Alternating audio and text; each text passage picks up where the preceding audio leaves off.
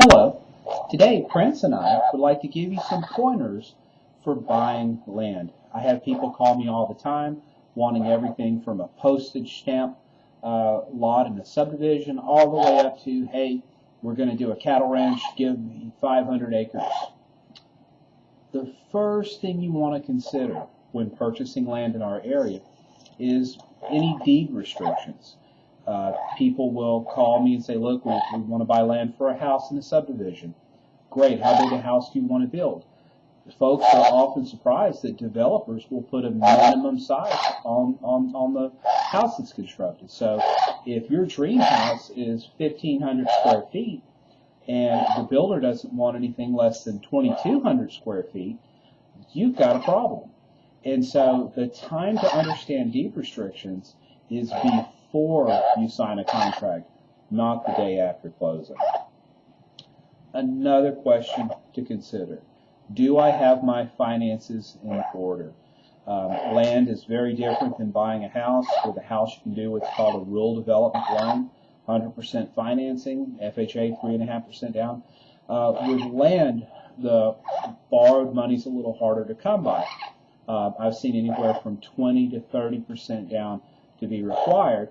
And so as a result of that, you've got to be prepared with that cash. It's better to know up front, talk to your lender, and find out exactly how much they're going to want for you. Another factor along those same lines, if you're dealing with new construction, so you're building a brand new house, make sure to budget enough money for the land purchase.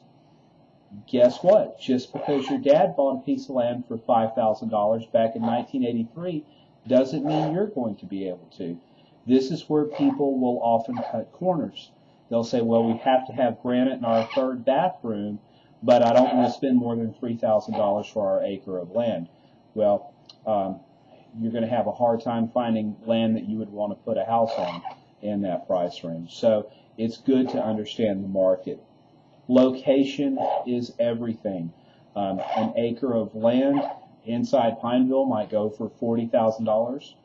That same acre of land 10 miles outside of Pineville might go for $6,000. So again, location, location, location.